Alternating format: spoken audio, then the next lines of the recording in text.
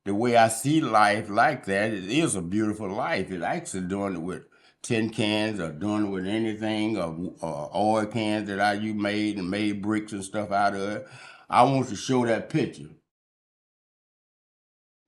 In his early work, you can, if you look at that, then you could see where he incorporated,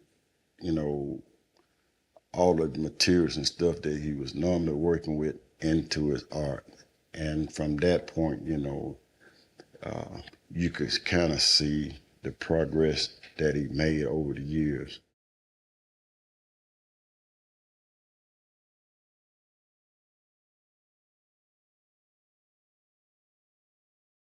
These things just out of a rag that he would flip and turn, or taking pieces of rugs or whatever, tearing them to pieces. It was just, you say, wow, is this going to be a ongoing thing? And it was an ongoing thing, piece after piece after piece. And each piece became greater. And that was enough to, not only for Bill to say, this is greatness, this is as one would say, this is genius.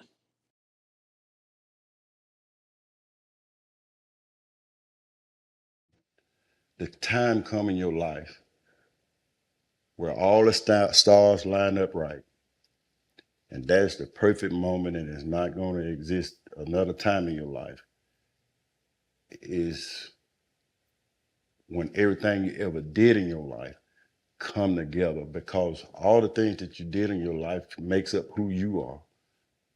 I think that's the moment in his life when things came together, and he probably would say, you can call it what you want to, but now's the opportunity which I can provide for my family. And it's something that I enjoy doing, and it's something that I've been looking for my whole life. And the stars lined up right.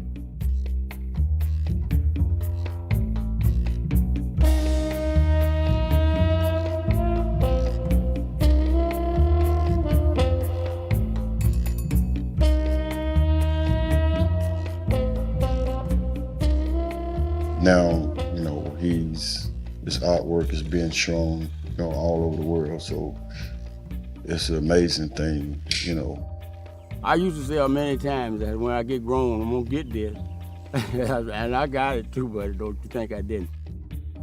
Do you remember when those works were like in his studio space? Yeah. And like he was working on it? What is it like watching that process? Well, you don't think it's gonna look as good when it get to its final destination, and when it get to where they're gonna hang it and put it on the wall and put the lights on it, it don't look like he made it. What does that mean? It looked like it just come alive. And I don't know, it just looked like it's something special when they put the lights on it.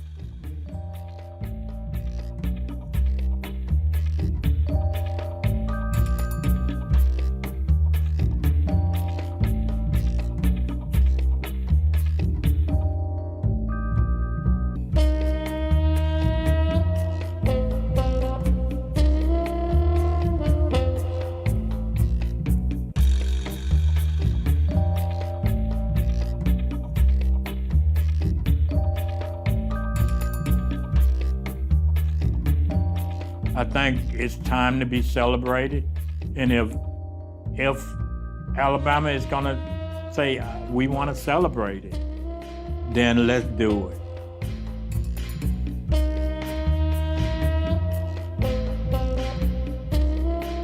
It was a baby when it left, and then it's now being brought back.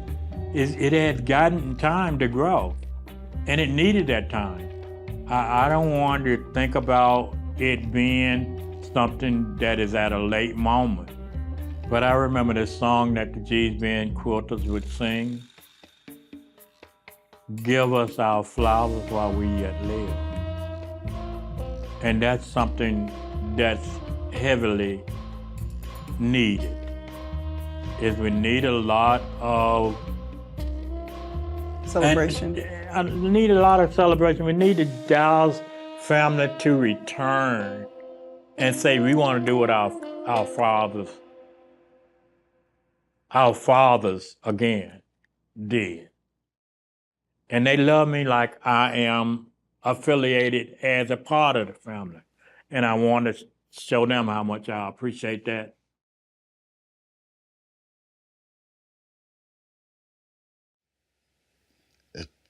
For its, name recognition, associating it with the word art.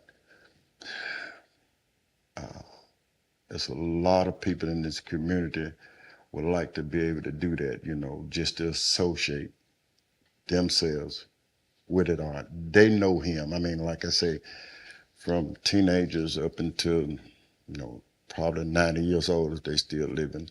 A lot of people in the area really know him and, heard a lot of great things about his artwork. But 99% of them, 99.5, 6, 7, 8% of them wouldn't know a piece of his art if you put it in front of them.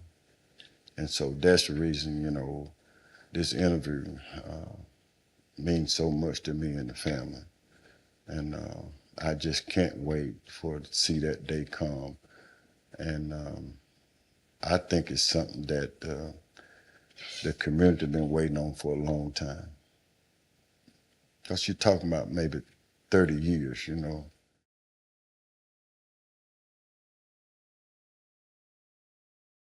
Daddy was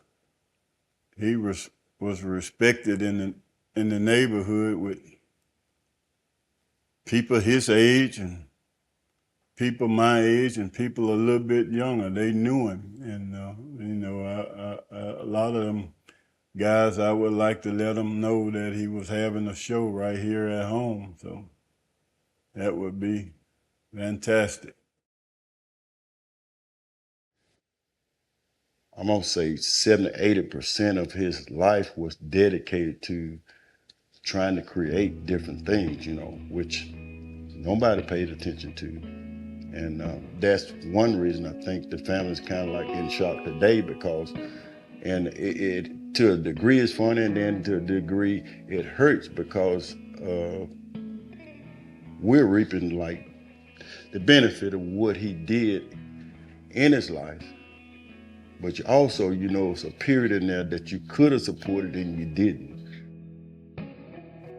It's a good thing, and sometimes you look at it, it's almost like being stabbed in the heart because like something should have told me you just be there anyway. If you had to use just a few words to describe your dad, how would you describe him? He was an amazing person, wonderful. And he didn't hate no one. He loved everybody he met. And that was my dad.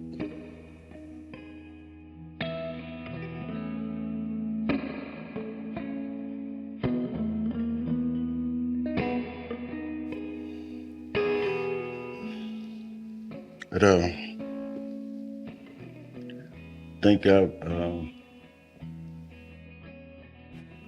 he was more of a man, and a family man, and than he was, an artist. So that's about as high a scale as I could put him on.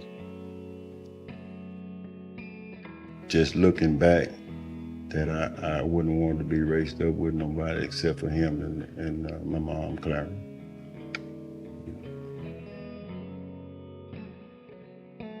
He was such a wonderful person. He always did everything or took the time to smile with you. He took the time to conversate with you. And this almost always bring me to tears. We was always hugging each other.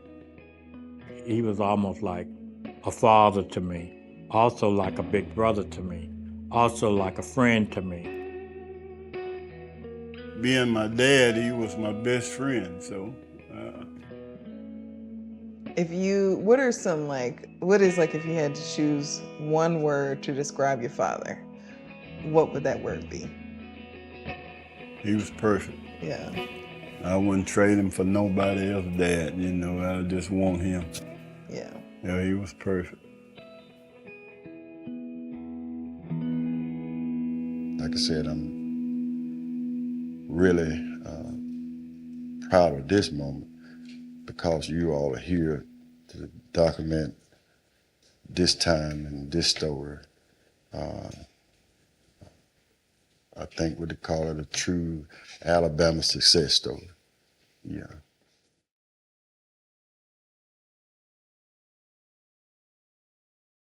Now y'all go, man. I'm sick of y'all.